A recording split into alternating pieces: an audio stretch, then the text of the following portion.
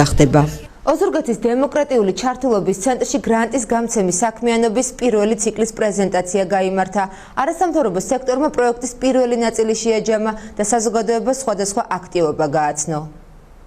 ბიბლიოთეკის გახსნა, პოეზიის საღამო, საბავშვო ბაღებისთვის სათამაშოების შეგროვება, დასუფთავების აქცია, ველოტური, დოკუმენტური ფილმების გადაღება.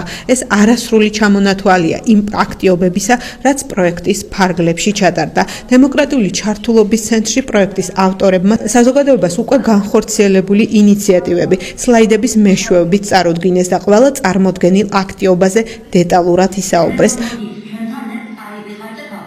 ჩემი საინიციატივო ჯგუფი შედგებოდა პატარა ბავშვებისაგან, მოზარდებისაგან, მათი ხედვა, მათი დაინტერესება სხვადასხვა საზოგადოებრივი საქმიანობისათვის ძალიან სტიმულის მომცემი და ძალიან საინტერესო იყო მათი დამოკიდებულება უფროსი თაობისადმი.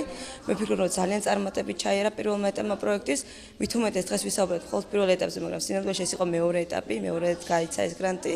საკმაოდ შედეგიანი და წარმატებული გამოდგა სოფლის ცენტრს დაჩარა ჩვეულებრივი მინი ბიბლიოთეკა, რომელიც ვფიქრობ კიდე გააგრძელებს არსებობას და სხვადასხვა ღონისძიებების შექმნას და გაკეთებას. დღევანდელი შეხვედრის მიზანი სწორედ ეგ იყო, რომ გაგვესაზღვრა რა საჭიროებებია თემში, რომ ზუსტად დავგეგმოთ შემდეგი ციკლის მიმართულება, საგრანტო რა მიმართულებას ავიღებთ, ეს იქნება ისევ ახალგაზრდული ინიციატივების მხარდაჭერა, ეს იქნება სოფლის მეურნეობის დაინტერესებული ჯგუფების ფინანსური მხარდაჭერა თუ რა მიმართულება. პროექტი ინსტიტუციური განვითარება და გრანტის გამცემის საქმიანობის მხარდაჭერა გრძელვადიანია. მისი მეორე ეტაპი თებერვლიდან დაიწყება.